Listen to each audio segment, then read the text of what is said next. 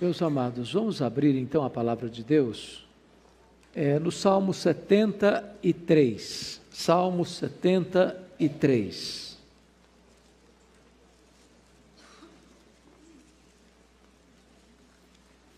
Salmo de Asaf.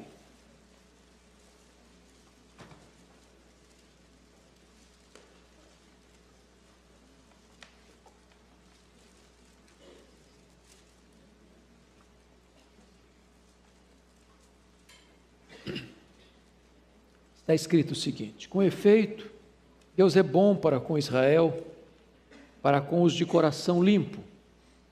Quanto a mim, porém, quase me resvalaram os pés.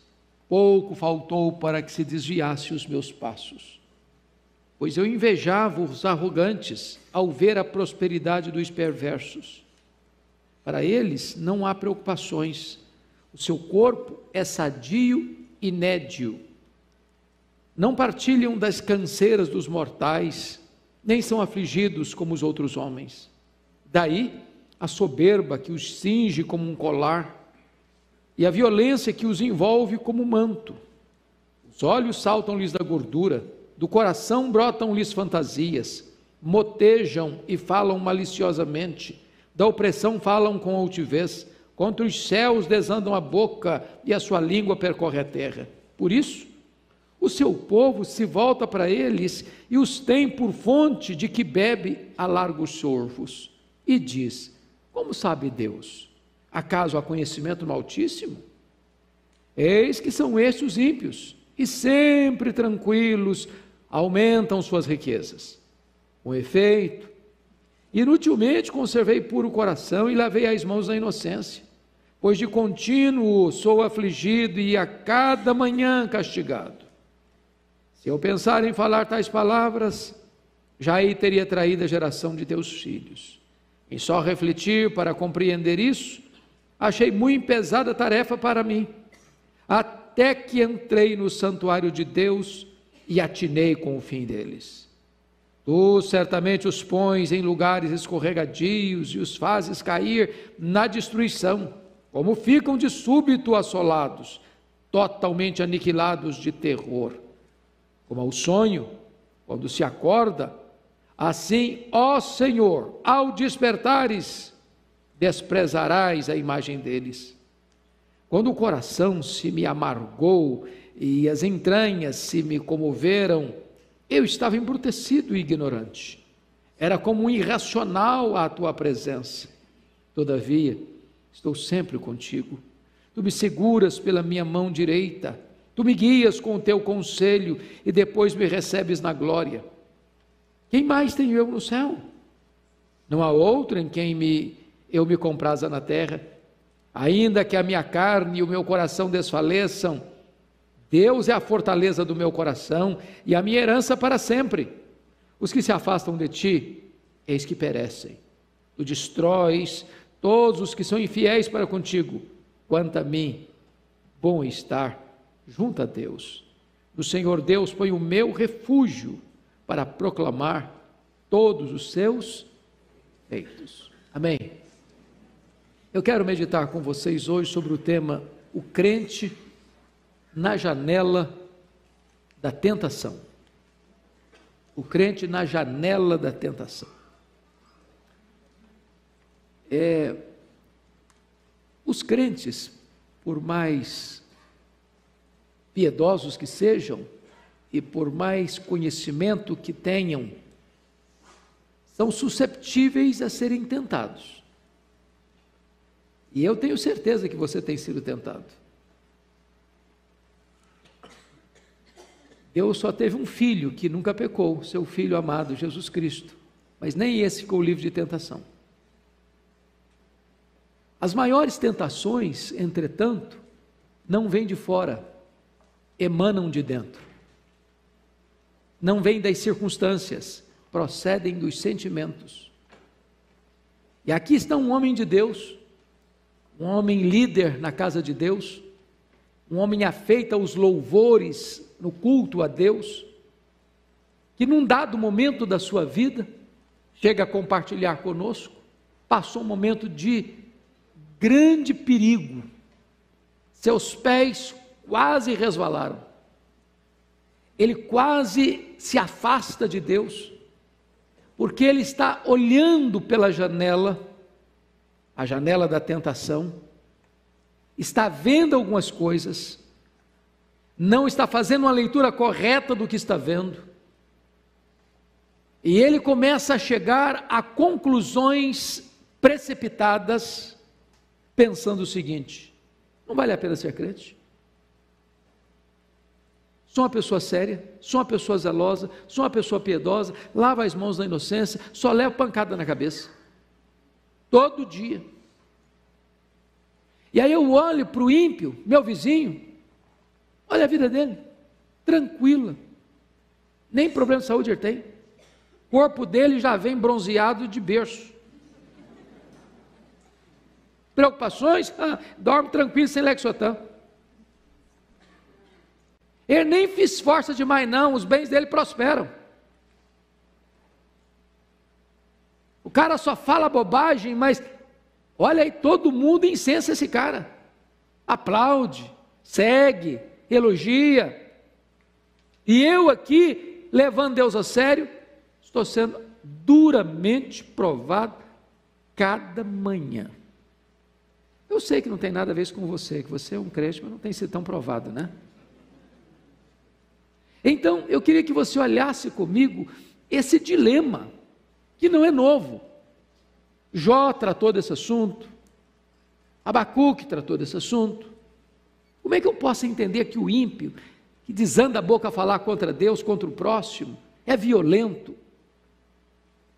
Parece que tem uma vida melhor que a minha. E eu que sou crente, vivo situações difíceis. Ou quando você olha para o cenário geral e você vê como é que pode entender que um João Batista está na cadeia e um Herodes está no trono. Que um Paulo vai ser degolado e quem manda degolá-lo é Nero. Que Jesus de Nazaré está sendo julgado e o juiz é Pôncio Pilatos. Como é que você pode entender essa inversão de valores? É isso que está levando esse homem a essa crise. Então, eu queria que com a Bíblia aberta comigo você olhasse, primeiro, o crente na janela da tentação com os pés na estrada escorregadia. E eu chamo a sua atenção para alguns pontos. Primeiro ponto, você está com os pés no lugar escorregadio quando você inveja as pessoas por aquilo que elas têm, sem olhar para o que elas são diante de Deus. Olha comigo os versos 2 e 3. Você pode ler em voz alta comigo? Vamos juntos?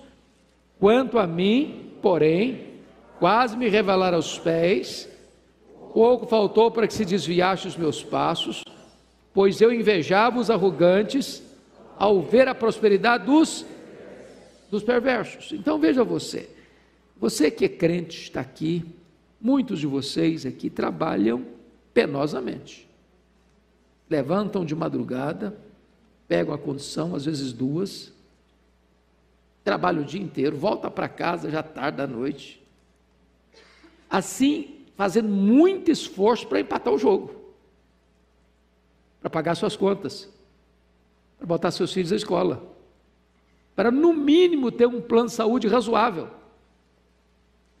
E quando você dá conta do recado, já é um herói. Aí você olha para a janela e vê seu vizinho que é ímpio, que é perverso, numa canetada só resolve a vida dele financeira. E você fica pensando, meu Deus, para mim o ônus, para ele o bônus. Para mim o rigor da lei, para ele as benesses da lei. Para mim o suor do osso, para ele a prosperidade. Para mim a preocupação, para ele uma vida tranquila. E isso pode levar você, olha o versículo 13, quando ele diz assim, você leu o 13 comigo, vamos juntos? Com efeito, inutilmente conservei puro o coração e lavei as mãos na inocência. Ele está fazendo uma análise, um valor de juízo aqui, e chegou um momento em que ele pensou isso. está valendo a pena ser crente. A vida do ímpio está melhor que a minha. Ele tem menos problema que eu tenho. Ele enfrenta menos dificuldades na vida financeira que eu. Ele enfrenta menos problemas de saúde que eu. No campo emocional eu não tenho ansiedade, preocupação, eu estou aqui cheio de angústia na alma. Esse é o drama deste homem. Mas por que ele está assim? Porque na verdade ele só está olhando um lado da moeda. O que o perverso tem agora, aqui, mas não consegue entender ainda quem é esse perverso na presença de Deus. Qual o destino dele? Qual a verdadeira herança dele? Na hora mesmo da prova dos 9, como é que vai ficar a vida dele? Então, se você está nessa situação, de fato você está num caminho escorregadio. Segundo lugar, você está com os pés no lugar escorregadio quando olha para a prosperidade do ímpio em contraste com as provações dos justos.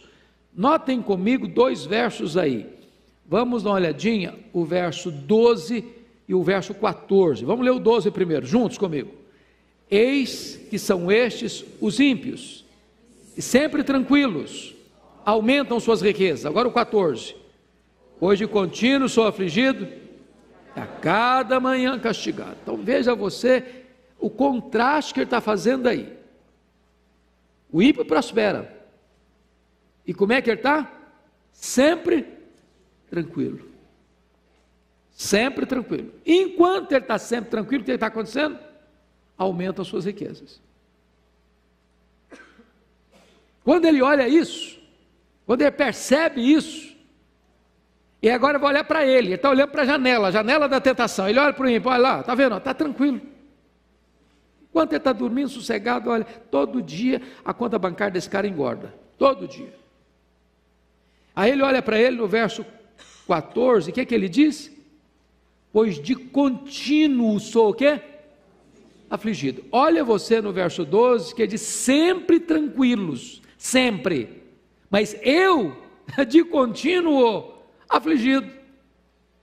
E cada manhã, não é amanhã, hoje, daqui um mês, outra manhã, não, cada manhã castigado.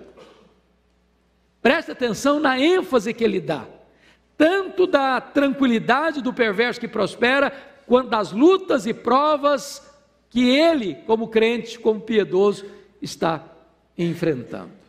Então ele olha a qualidade da sua vida e compara a sua vida com a vida do ímpio e leva-o a uma grande crise, uma grande tentação. Terceiro, confira comigo. Terceiro, você está com os pés num lugar escorregadio quando você olha para a carnalidade do ímpio em contraste com a pureza dos justos. Então confira comigo aí os versos 6 a 10, vale a pena você olhar aí comigo, vamos ver aí, versículo 6, daí, percebe você que daí é o resultado do que ele está dizendo dos versos 4, não há preocupações, o seu corpo é sadio e nédio, a palavra nédio significa bronzeado, não partilha canseiro dos mortais, não são afligidos como os outros homens, daí, então vamos lá, a soberba que os cinge como um colar. Soberba e depois vem violência, arrogância, altivez, peito estufado, pavão. É violento, ninguém entra no caminho dele que ele arrebenta a pessoa. Versículo 7, os olhos saltam-lhes da gordura, do coração brotam fantasias. O versículo 7 traz a ideia de viver nababescamente com fanfarronices intérminas. Olha o verso 8. Motejam e falam maliciosamente, da opressão falam com altivez, ou seja, a boca desse camarada é um esgoto. Ele fala maliciosamente. Agora vejam vocês, da opressão, ele oprime mesmo, ele massacra mesmo, ele leva a vida do outro a se tornar um inferno perto dele mesmo, e ele faz isso, e fala isso com altivez. Altivez. Mas olha o versículo 9, contra os céus desanda a boca, fala contra Deus, blasfema contra Deus, e a sua língua percorre a terra, fala de tudo e de todos. Mas olha o verso 10, leia o 10 comigo. Por isso, o seu povo se volta para eles e os tem por fonte de que bebe a largos soros. É o cara, entendeu? Quando ele escreve um artigo, todo mundo lê. Pode ser a coisa mais esdrúxula, pode ser os valores morais mais terríveis, o povo bate palma. Isso aqui que é uma pessoa maravilhosa. Eu não sei se vocês acompanharam os noticiários aí da Feira do Livro do Rio de Janeiro para cá, mas aquilo que as pessoas chamam de retrocesso medieval, das pessoas que discordam dessas loucuras, parece que se você defende hoje os valores simples de família, você é um ET, você é um retrógrado, você está fora de moda. É curioso isso. Um analista político muito conhecido no Brasil disse que chegaria um tempo em que essa questão da relação homoafetiva, lá atrás, às vezes era um negócio que trazia vergonha, acanhamento. Depois passou a ser tolerado. Depois passou a ser incentivado. Ele diz, eu temo que amanhã vai ser obrigatório. E quando as pessoas defendem essa bandeira, se você diz o contrário, você está mergulhado em densas trevas de ignorância, de atraso, de retrocesso. Mas as pessoas que aplaudem isso, as pessoas bebem a largos sorvos dessas fontes. É isso que ele está dizendo. É isso que ele está dizendo. Em comparação com a carnalidade do ímpio, ele contrasta a pureza dele. Você pode ler o 13 de novo, vamos lá? Com efeito, inutilmente, quando você veio puro o coração, lave as mãos na inocência.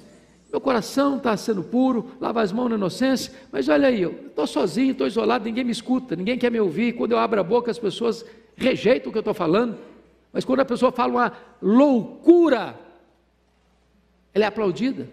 É isso que está fazendo, essa leitura que ele está fazendo, está levando a um lugar escorregadio. Mas veja em quarto lugar, você está com os pés no lugar escorregadio, quando você olha para as blasfêmias dos ímpios em contraste com a linguagem santa dos justos. Irmãos, prestem atenção no que ele está dizendo no verso 9 e 10, 8 e 9 dizendo melhor. Motejam e falam maliciosamente, da opressão falam com altivez, contra os céus desanda a boca e a sua língua percorre a terra. Agora olha o contraste que ele faz com o servo de Deus, o piedoso, versículo 15, vamos lá? Se eu pensara em falar tais palavras, já aí teria traído a geração dos teus filhos.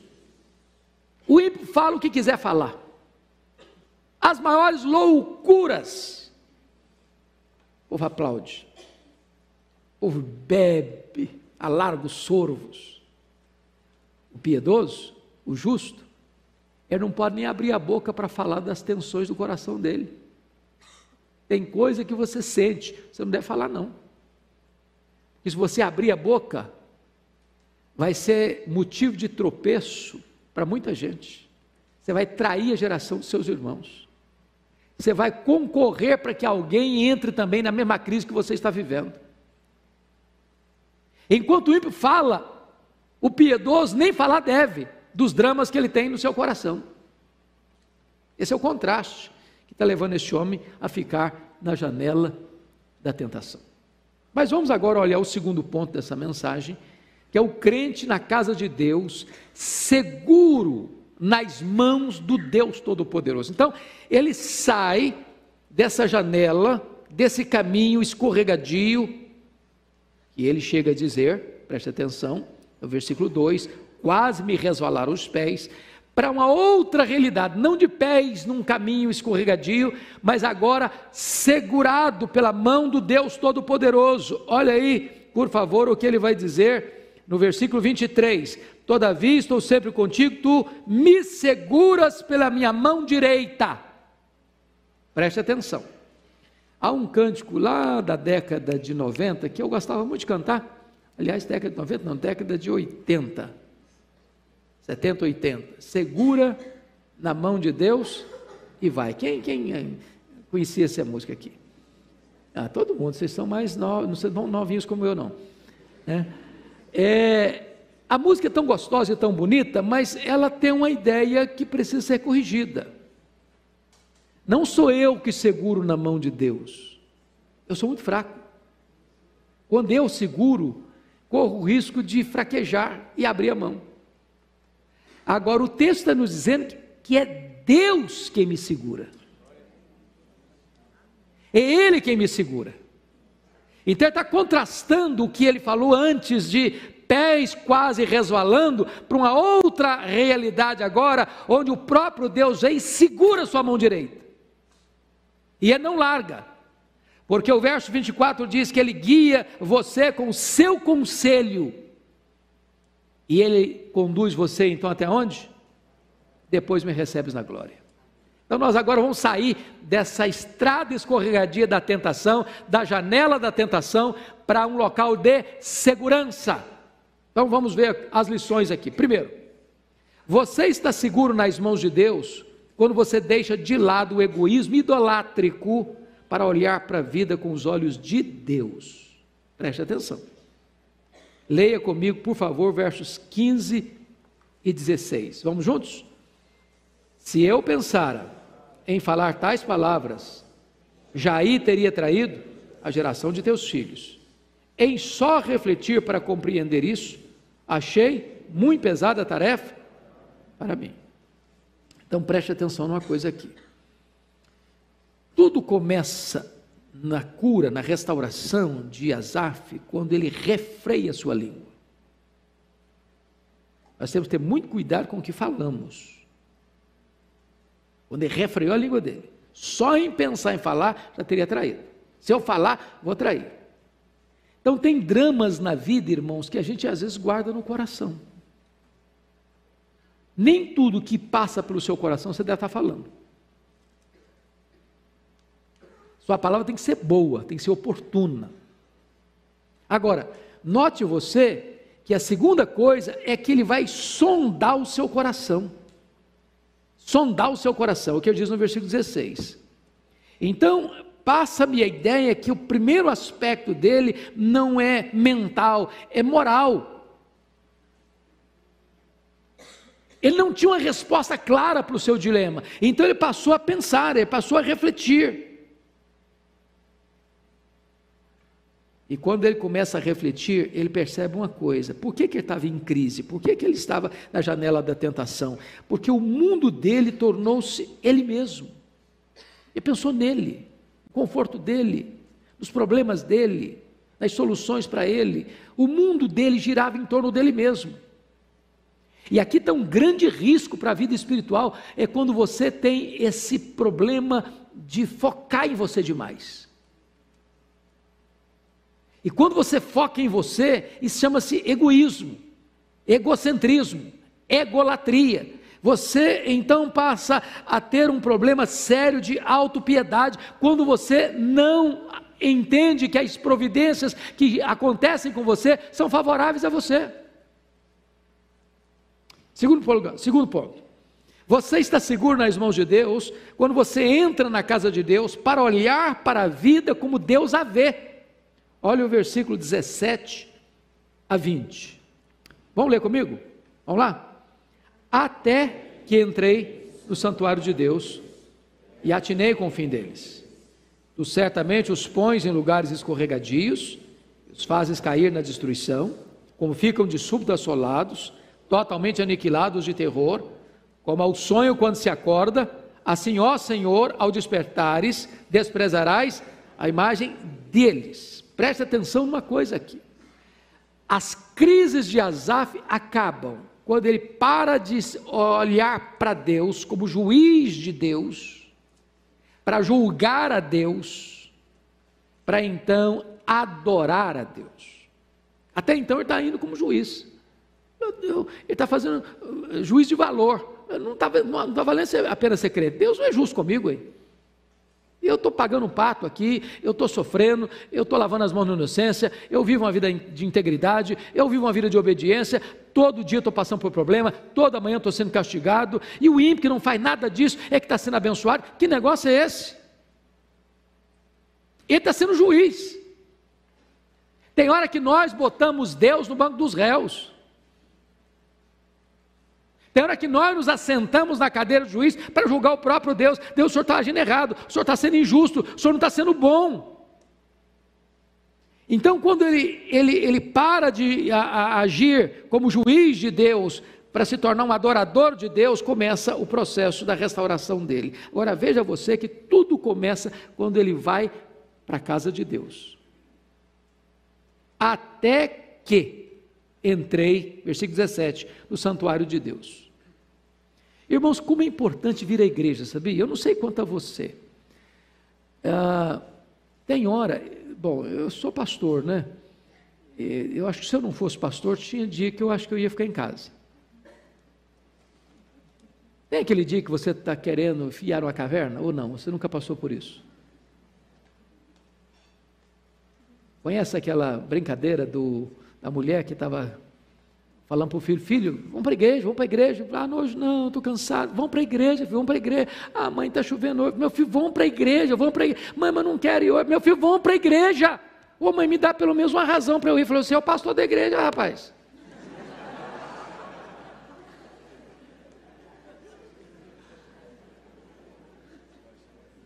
Agora, preste atenção.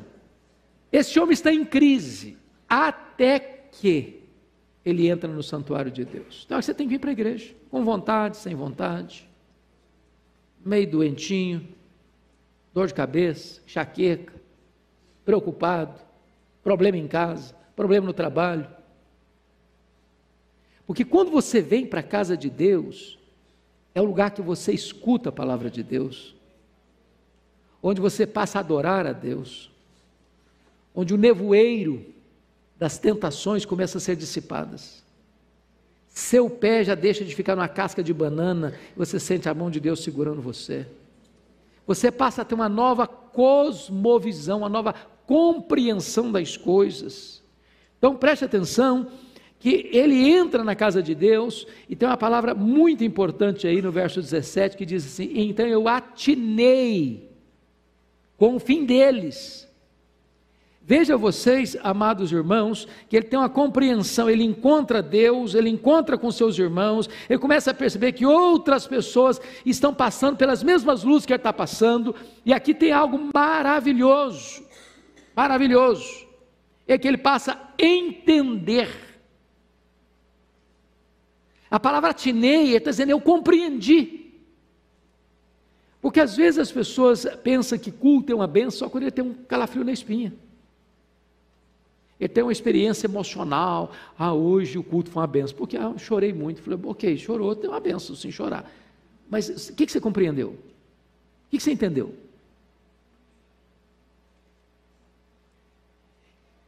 Preste atenção, irmãos. Quando você entra na casa de Deus, não é para você esquecer os problemas. É para você entender a natureza deles. O cristianismo não é um ópio do povo. O cristianismo não é um anestésico, o cristianismo não é um narcótico emocional, o cristianismo não é uma panaceia, o cristianismo vem para trazer entendimento para você. Muita gente está buscando resposta na bebida, nas drogas, no sexo, nas aventuras, na riqueza. Agora você olha as coisas e tem uma visão clara das coisas quando você entra na casa de Deus, quando você escuta a palavra de Deus, quando você adora a Deus, quando Deus abre para você o cenário. O que ele entendeu? O que ele entendeu quando entrou na casa de Deus? Primeiro, ele teve um entendimento acerca do ímpio, mudou a compreensão dele. Eu atinei com o quê? Com o fim deles. O que o ímpio tem? Tem saúde? Ok, está escrito aqui, o corpo dele é sadio e nédio. Mas um dia o cara morre, não morre não? O que o ímpio tem? O ímpio tem riqueza? Ok. Mas quando ele morrer, quanto que ele vai levar?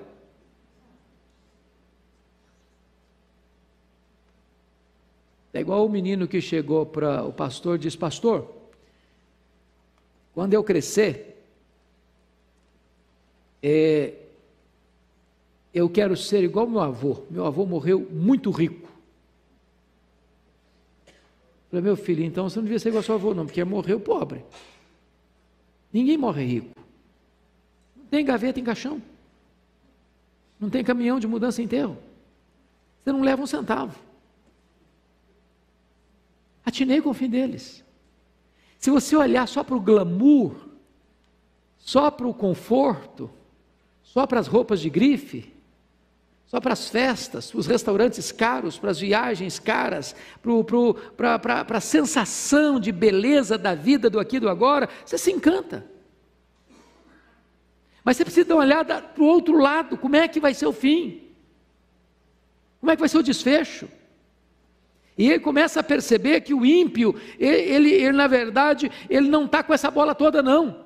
E agora preste atenção no que ele vai dizer aí. Por favor, note comigo, versículo 18. Você pode ler comigo? Tu certamente os pões em lugares escorregadios, os fazes cair na destruição. Quem é o agente dessa ação aqui? Deus. Ele começa a compreender algo tremendo. É que o ímpio, quando está lá no topo, é o próprio Deus que o bota no lugar alto para ele escorregar. E quando ele escorregar, ele vai cair aonde? Na destruição. Então preste atenção nisso, que Deus exerce o seu juízo até nisso. Para que o ímpio entenda que a destruição dele vai ser repentina. Na linguagem de Daniel 12:2, os ímpios vão despertar para vergonha e horror eterno. E na palavra de Jesus vai ser: apartai-vos de mim, nunca vos conheci.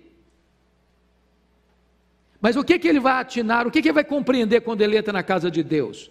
Olha comigo, que ele vai ter uma compreensão de Deus.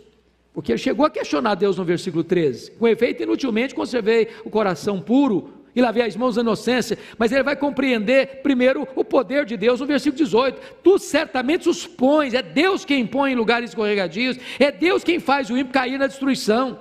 Mas ele vai compreender outra coisa, a justiça de Deus no verso 19. Como ficam de súbito assolados, totalmente aniquilados de terror. Como é que vivia o ímpio antes? Preste atenção. Preste atenção. Como é que ele vivia? Olha aí, versículo de número 6, ele fala com soberba, ele é violento, ele fala mal, ele desanda a boca contra Deus, a língua dele percorre a terra. Ele faz o quê? Ele não teme nada, porque olha a afronta que ele faz com Deus no versículo 11, e diz: como sabe Deus? Acaso há conhecimento no Altíssimo? Então ele está afrontando Deus, ele zomba de Deus, ele blasfema de Deus, ele fala de Deus, ele zomba da igreja, ele zomba da religião, ele zomba da fé, ele zomba do cristianismo, ele zomba dos valores morais. Mas quando Deus se manifesta, é o que está escrito no versículo 19, como ficam de súbito, rapidamente assolados, totalmente aniquilados de quê? De terror. Então ele tem uma nova compreensão. Mas mais, irmãos, preste atenção, que ele vai ter uma compreensão no versículo 20, que me encanta essa figura. Você pode ler o 20 comigo? Como ao sonho, quando se acorda, assim, ó Senhor, ao despertares, desprezarás a imagem deles. Irmãos, vamos entender isso aqui. Ele está usando uma linguagem antropomórfica para falar do sono de Deus. Eu pergunto a vocês, Deus dorme? Não. Salmo 121, ele não dormita, nem dorme, o guarda de Israel. Mas não é verdade que tem hora que parece que Deus está dormindo? Por exemplo, nem toda vez que uma pessoa faz o mal, ela recebe o castigo do mal que ela fez na hora, certo? Certo. Nem toda pessoa que faz o bem recebe imediatamente a recompensa do bem que ela pratica, certo? Certo. Então sabe o que ele está dizendo? Deus pega o ímpio e dá corda para ele. Dá corda para ele, ele faz o mal, ele fala blasfêmia, ele faz violência, ele zomba, ele escarnece, ele blasfema, ele faz, ele acontece, e parece que está tudo bem. Não tem preocupação, dorme tranquilo, os filhos são tranquilos, a prosperidade vai longe, e está tudo bem com ele, parece que está tudo bem com ele, está blindado, está protegido. Aí na linguagem do salmista é como se Deus estivesse o quê? Dormindo. Só que haverá um momento em que Deus vai acordar. Sabe o que é a linguagem do acordar de Deus? É o dia que Deus puxa a corda. É o Deus que diz: agora vamos acertar as contas. Agora vamos ver como é que você fica. Vamos ver se você tem um fundamento sólido para enfrentar as tempestades da vida. Como é que você vai ficar no dia do acerto de contas, no dia do juízo? Vai ficar completamente desamparado e totalmente tomado de terror. Mas essa compreensão ele vai ter na casa de Deus, meditando na palavra de Deus. Terceira coisa, você está seguro nas mãos de Deus quando você olha para você mesmo com honestidade. Vamos olhar o versículo 21 e 22. Leia comigo, por favor. Quando o coração se me amargou e as entranhas se me comoveram, eu estava embrutecido e ignorante, era como um irracional à tua presença. Então vamos entender uma coisa aqui. Quando Asaf para refletir um pouco melhor, sabe qual era o problema dele? Não era o ímpio, o problema dele era ele mesmo. O problema dele era, na verdade, seus sentimentos e não as circunstâncias. Porque enquanto ele estava sendo juiz de Deus, nos versos 13 e 14, ele está lamentando que Deus não está sendo justo com ele. Não vale a pena ser crente. Mas aí, quando ele para fazer uma autoanálise, quando ele examina o seu próprio coração, quando ele para entender as coisas na perspectiva de Deus, é isso que vai confessar aqui nos versos 21 e 22, quando meu coração se me amargou e as entranhas se me comoveram, eu estava embrutecido, era um asnático, ignorante, um irracional à tua presença. Irmãos amados, vamos pensar nisso aqui. Eu acho que muitas vezes nós somos o nosso maior problema. Nós ficamos acariciando o nosso ego. Nós ficamos fazendo cafuné na nossa autoestima. E aí a gente pensa que a gente é o centro do mundo. Aí a gente pensa que Deus tem que ficar trabalhando todo dia assim para atender aos nossos caprichos. E aí a gente cria uma ideia de que a vida cristã tem que ser assim, muito sensível para a gente, que a gente é muito especial, sabe? A gente é super especial. E aí a providência tem que ser sempre boa, porque se a vier carrancuda, a gente reclama, a gente murmura, a gente acha que Deus não está sendo legal com a gente. Até o momento que ele para pensar de uma forma mais profunda, de uma forma mais correta, e aí ele vai entender que eu era ignorante, estava embrutecido, era um animal, era um asnático. Mas, deixa eu concluir. Você está seguro nas mãos de Deus? Quando você abre os olhos da fé para entender o que é a graça de Deus na sua vida. O que é que ele entendeu? Eu chamo a sua atenção para 4 coisas que ele entendeu. Primeiro, Asaf descobre a graça salvadora de Deus no versículo 23. Olha aí, por favor. Pode ler o 23 comigo? Todavia, estou sempre contigo, tu me seguras pela minha mão direita. Oh, amados irmãos, é maravilhoso você entender isso. Você estava caindo, resvalando os pés, mas Deus foi lá e botou a mão em cima de você e segurou você.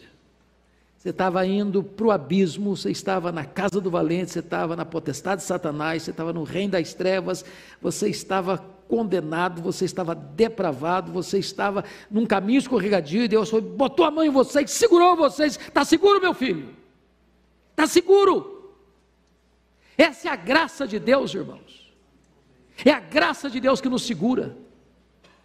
Nós não ficamos de pé, escorados no bordão da autoconfiança. É isso que o salmista diz no Salmo 116, versículo 8. É Ele que livra a sua alma da morte, é Ele que livra os seus olhos das lágrimas, é Ele que livra os seus pés da queda, é Ele quem segura você. É a graça salvadora de Deus.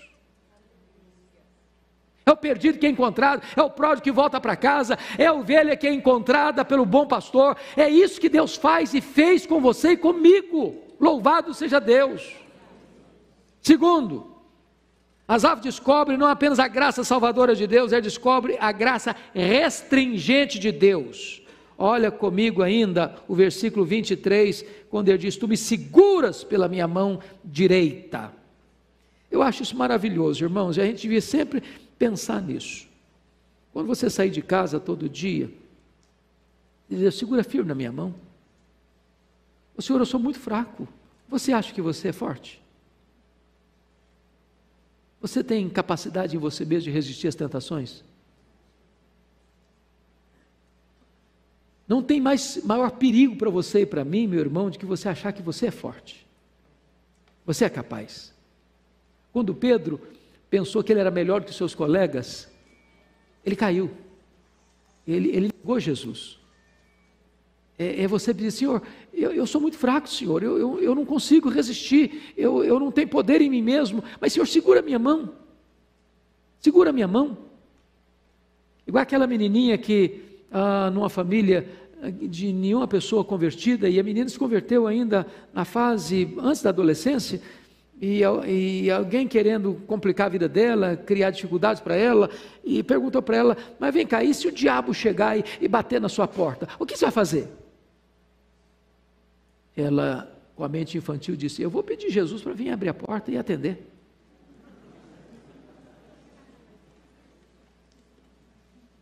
Eu não tenho forças, mas Ele tem. Eu não consigo ficar de pé, mas Ele me segura. Essa é a grande bênção da graça restringidora de Deus. Ele segura a gente, Ele protege a gente. Terceiro, a graça, ele compreende a graça sustentadora de Deus no versículo 24. Você pode, por favor, ler comigo? Tu me guias com o teu conselho e depois me recebes na glória. E eu acho isso maravilhoso, porque guiar, a ideia aí é da dinâmica da vida. Ele me guia com o seu conselho, Ele me guia com a sua instrução, Ele me guia com a sua verdade, Ele me guia com a sua palavra. Você vai tomar uma decisão, é a palavra que orienta. Você vai fazer uma escolha, é a palavra que orienta. Você vai comprar, é a palavra que orienta. Você vai vender, é a palavra que orienta. Você vai sair de férias para sua família, é a palavra que orienta. Você vai escolher uma escola para os seus filhos, é a palavra que vai lhe orientar. Você vai tomar uma decisão de trabalhar aqui, ali ou acolá, é a palavra que vai lhe orientar. Deus vai guiando você com o seu conselho. E depois que você terminar a jornada aqui, ele diz: então Ele recebe você na glória. Ele atravessa o val da morte e recebe você na glória. Mas ainda mais, quarto lugar, esta graça também é a graça galardoadora. Olha os versículos 25 e 26. Vamos juntos? Quem mais tenho eu no céu? Não há outro em quem eu me compraza na terra. Ainda que a minha carne e o meu coração desfaleçam, Deus é a fortaleza do meu coração e a minha herança para sempre. Então preste atenção. Por que ele estava com os pés quase resvalando? Ele estava com inveja de quê? De que ele estava com inveja? Da prosperidade do ímpio. Dinheiro, casa bonita, carro importado. Eu estava em Londres ontem, eu fiquei pasmo de ver uma Ferrari de 2 milhões bordejada de brilhantes. Aí você chega de Fusquinha, Fiat Uno, aí o cara enche os olhos: puxa vida, nem qualquer não consigo ter um troço desse. E ele estava com inveja do ímpio, quase resvalando os pés, com dor de cotovelo. Quantos crentes aí lendo Forbes, caras. O cara tem jatinho, tem mansões, tem iates, etc. Mas agora ele começa a entender outra coisa. O que ele começa a entender? Ele começa a entender: quem mais tem eu no céu? Não há outro em que eu me compraza na terra. Sabe qual é a herança dele? A riqueza dele? É o próprio Deus. Você tem Deus, você tem tudo. Você tem o dono, você tem tudo que é do dono. Você é herdeiro dele, você é co-herdeiro com Cristo. Lá no céu você tem uma grande herança. Sabe qual a maior herança que você tem no céu? É o próprio Deus. Aqui na terra, sabe qual é o maior deleite da sua vida? É ter comunhão com Deus. E ele vai dizer no verso 26 assim: ainda que a minha carne e meu coração desfaleçam, eu passe luto, eu fico doente, eu passo problema financeiro, eu enfrento dificuldade na vida, ele está dizendo: Deus é a fortaleza do meu coração, e o que mais? A minha herança para sempre. É compreensão, irmãos, é entendimento espiritual, é fazer a leitura da vida com os óculos de Deus, com as lentes de Deus, com a perspectiva de Deus.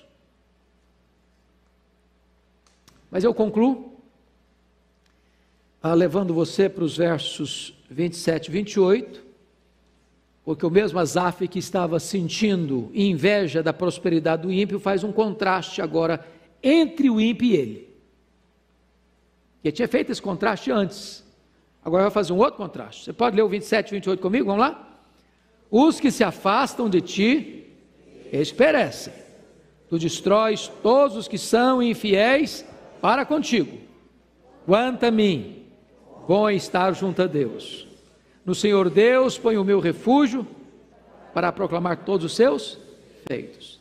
Lá atrás, ele havia dito no verso 15 assim: se eu pensar em falar tais palavras, já aí teria traído a geração dos teus filhos.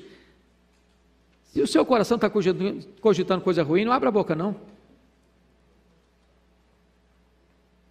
Não faça da sua língua um laço para as pessoas. Mas se você tem uma boa compreensão das coisas de Deus, verso 28, você podia fazer outra coisa. Quanto a mim, bom é estar junto a Deus, no Senhor pôr o meu refúgio, para fazer o quê?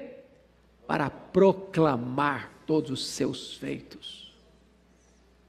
Agora, em vez de você ser um embaixador do pessimismo, da incredulidade, da dúvida, do ceticismo, do julgamento de Deus, botar Deus no banco dos réus, agora que você teve a sua mente esclarecida pela verdade, e você teve uma visão plena do que vai ser a cena do juízo, e você tem Deus como herança, você tem Deus como refúgio, você tem Deus no céu como a sua maior riqueza, e você tem Deus na terra como o seu maior deleite, agora então você deve abrir a boca e proclamar os grandes feitos de Deus. Asaf começa pelo fim. Dr. Mark Lloyd Jones, quando fez uma exposição desse texto, disse que o verso 1 é a conclusão do salmo. Eu convido você para ficar em pé, e nós vamos ler o verso 1, a uma só voz, porque o verso 1 é a conclusão do pensamento deste homem. Vamos juntos? O primeiro? Com efeito, Deus é bom para com Israel, para com os de coração limpo. Com efeito, Deus é bom para com Israel. Deus é bom com a igreja. Deus é bom com a sua família. Deus é bom com você. Vamos orar. Receba a nossa gratidão, Deus, pelo privilégio de nos reunirmos nesta noite em Tua casa, para estudarmos a Tua palavra. Ela é a verdade, ela é preciosa, ela é rica, ela é para nós pão para nossa fome, ela é água para nossa sede, ela é mel para os nossos lábios, ela é mais preciosa do que muito ouro depurado, louvado seja o Teu nome. Ajuda-nos a compreender a Tua palavra, ajuda-nos, Deus, a nunca nos afastarmos da Tua casa, mas na Tua casa encontrarmos o entendimento que emana das Escrituras, para entendermos quem és Tu, quem somos nós, quem são os ímpios, e assim nos deleitarmos em Ti, e vivermos para o louvor da Tua glória. Ajuda-nos a viver de modo digno da nossa gloriosa vocação, ajuda-nos a proclamar as Suas virtudes, ó Deus, e a viver de tal maneira na tua presença, que tu sejas o maior prazer e deleite da nossa vida. Em nome de Jesus.